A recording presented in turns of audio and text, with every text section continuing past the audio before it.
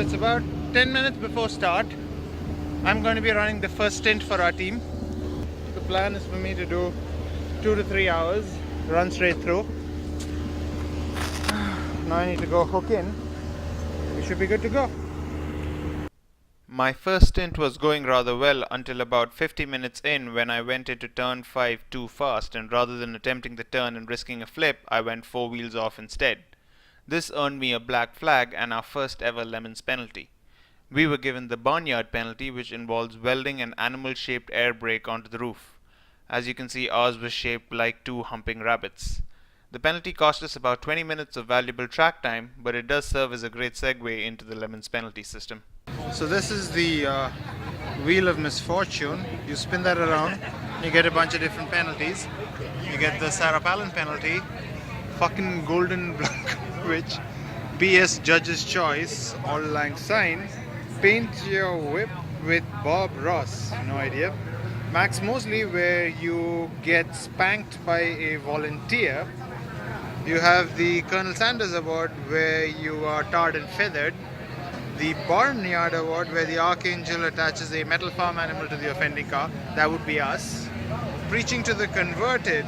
That's where the team gathers around the car. The driver then stands on the hood or roof and reads "The Hemi in the Barn" aloud to his listening teammates. So we have the evil genius behind Lemons, Jay Lam, and we have a couple of questions for him. Best bribe? Best bribe?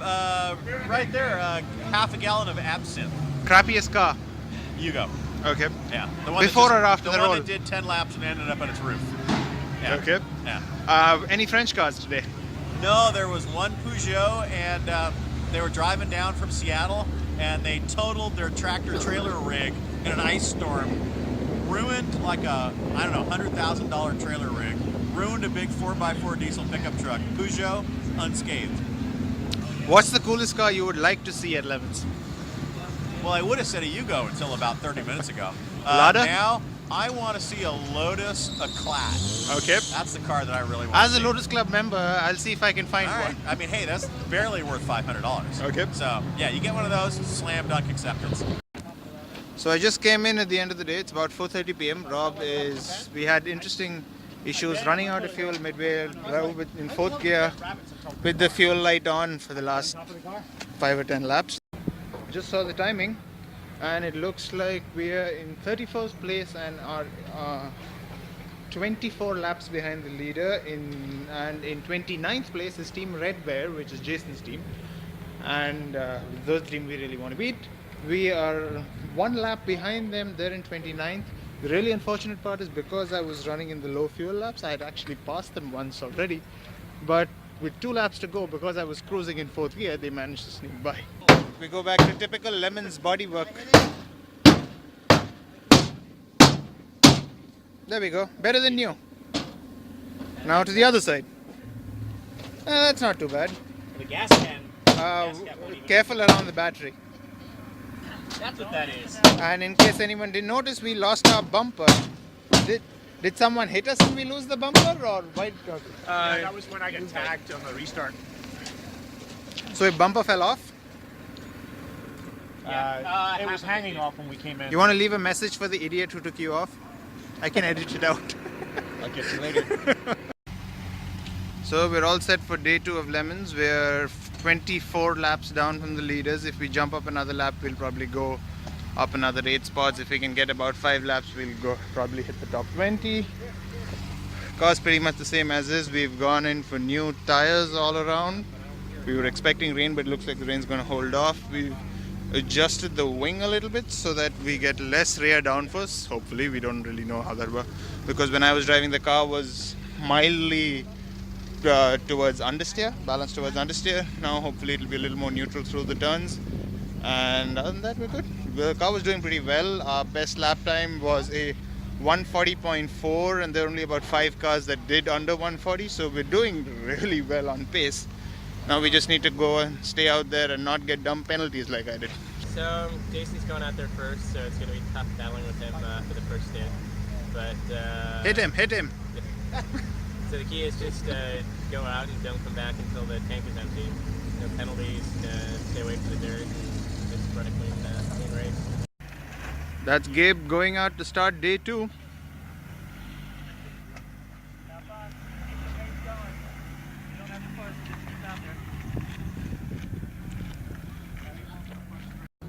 We just had an incident with the tire wall. Front end's a bit of a mess, but looks like we're running. Bit closed in, but we should be good to go. Rob's gonna go out in a bit. Hopefully not end up on his roof and not get a penalty. Exactly. Hopefully we haven't lost too many laps. We're down to Red Bear now, but we can catch him. Have fun. We're just gonna keep it clean and keep it lapping. The single most popular event at the 24 Hours of Lemons is the crushing of the People's Curse winner. This is a ballot that is given to all the teams so they can vote on a single car that will be crushed on day 2. This fate usually falls on a team that's either cheating obnoxiously or driving like an idiot, or both. In this race it went to the Blues Brothers number 45 cop car, which was suspiciously fast out on track. As you can see, there is a large audience for this, since it's not every day that you get to see a car get ripped apart by a digger. The truly amazing thing is that the team was actually able to get the car back out on track within the hour. Plus the digger pulled so much weight of the car that they actually ended up doing the fastest race lap after their mauling.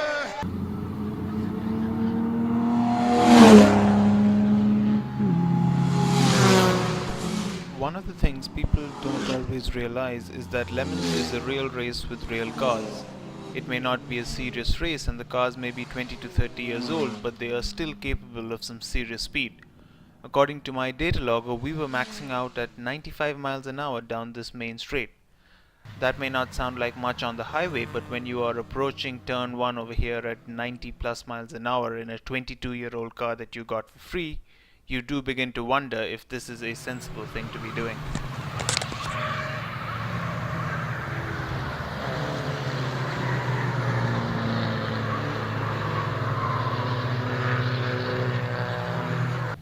The general unreliability of these cars, combined with the relative inexperience of the drivers, means that there are a lot of breakdowns and accidents during a typical Lemons race, which leads to long yellow flag periods.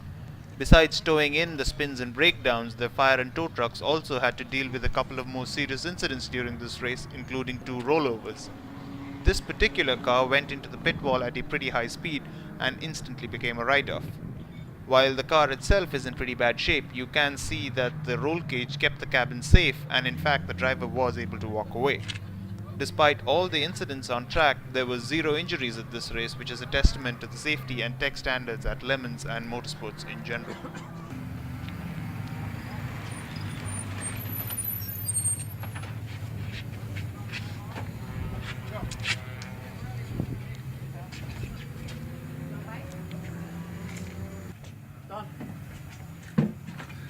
Done? Now we're done. Go, go, go.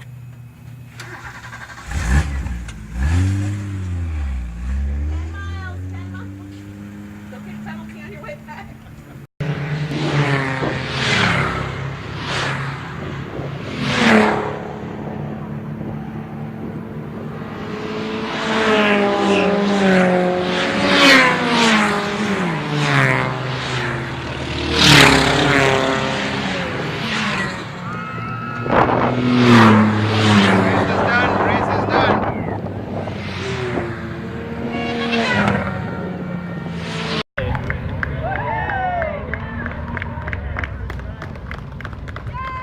In the end, we finished in 10th place, 24 laps behind the winner.